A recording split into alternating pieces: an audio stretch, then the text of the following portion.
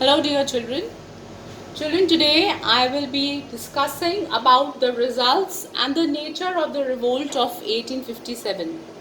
In the last video I had given you about the various events that were happening place in our country, which were taking place in our country, and the results of all those events, those uprisings were crushed by the Britishers sooner or later, but the end result of this revolt was really very significant. Okay, the very first result was that the rule of East India Company came to an end, meaning that India was no longer ruled, or East India Company was no longer in the hands of, India was not no longer in the hands of East India Company. What had happened was that now India came under the direct rule. Now instead of the company's rule, it came under the direct rule of the Queen. Okay, so it came under the direct rule of the Queen of England. Okay, then as a result of this revolt, Queen Victoria, she gave out a proclamation. Now proclamation means she issued a set of guidelines which the Britishers would follow. So in the proclamation of Queen Victoria, she said that she promised that she will look after or Britain will look after the welfare of Indian people. Now this proclamation was basically to pacify people. People were really against the British. So in order to make them cool them down, this proclamation was issued by the Queen. She also said that all the treaties with the Indian states will be honored, whichever treaty has been signed. And earlier Britishers, what they did was they used to just change the policies according to their interests. First, they would pass any rule that this should be an act, and any Indian ruler should follow it. Once the Indian ruler signed a treaty means a kind of a bond or a kind of a contract with the British, and they used to disregard it. So after the revolt of 1857, the Queen said that all the treaties with the Indian states will be honored, means it will be followed by the British. Then doctrine of lapse, which was a very major cause of the revolt of 1857, this doctrine was abolished. And just a recap of this doctrine was basically at the time of an Indian ruler, if he did not have a male natural heir, or if he had an adopted heir to the throne, in that case the territory of that king would pass to the British. So this doctrine of lapse, which was issued by which was given by Lord Dalhousie, was abolished. Then again, since the revolt had to be crushed, and the Britishers, they put many Indians in the prison without even trying them. Without trial means that without even listening to why they had done that. Okay, so there was general pardon was given to rebels. Okay, all those people who went against the British, general pardon was given. They were released from the jail, except for those who had killed the British officials.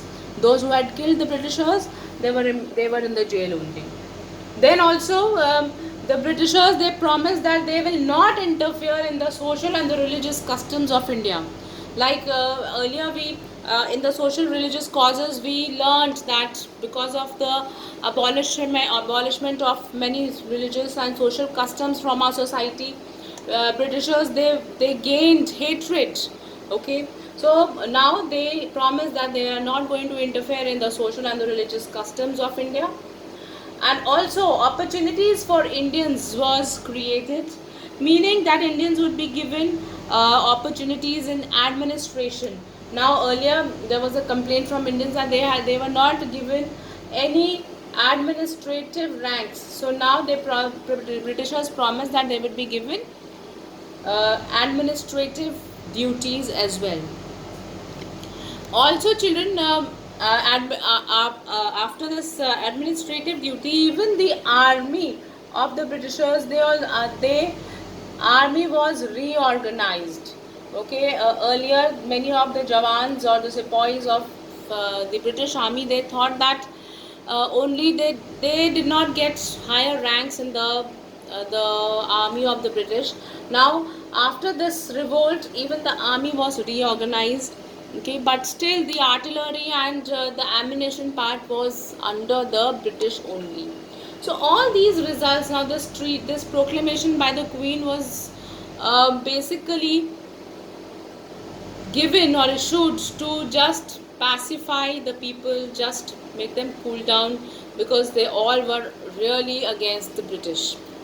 Now, if you see, look at the nature of the revolt, there are two viewpoints. The European historians, they say that the nature was of a Sepoy mutiny. Like I explained to you earlier, that the Sepoy mutiny means disobedience. Okay, so they said that this was only because all the soldiers they decided that they are not going to obey the orders of the British. Whereas Indians, they said that no, Europeans are not correct.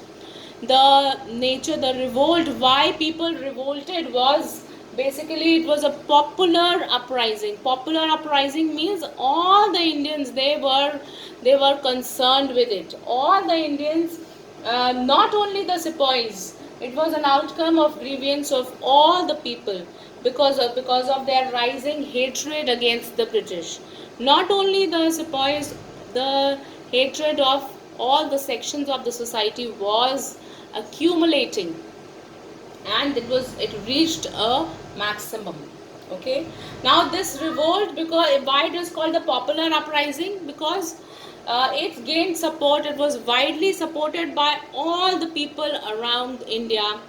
Many people, they took inspiration from other regions, like in Delhi, Bahadur Shah Zafar, when he took the lead, then many other areas were also very very encouraged, and they also thought of fighting for their freedom. Then again, Maharani Jhansi, Lakshmi Bai of Jhansi, she captured Gwalior, and this was again an encouragement for others to fight for their territory. Okay, now this again, a nature of the basic nature of this revolt was that it gave rise to Hindu Muslim unity. When we all were fighting, Indians were fighting against the British, Hindus and Muslims got united. Okay, this was again a very very severe, you can say, negative point for the British, because once Hindus and Muslims got united, then it would be a threat to them.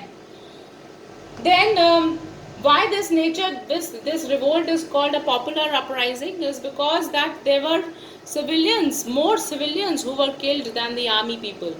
So out of 1,50,000 people who were killed, 1 lakh were civilians. So you can just imagine that the whole country was ablaze. It was burning with hatred among the British. Not only the soldiers, the common people also, they participated in the revolt. And this became, now after this revolt, Britishers, it really gave them a shake.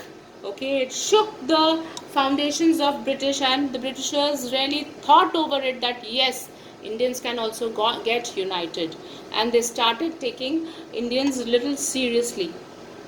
Okay, so this again, it is called the first revolt for independence, because people, they gathered together and fought for their independence. Children, that is all in this chapter, and I would want all of you to attempt the objective part and do the homework which I gave you in the online class. Thank you, children.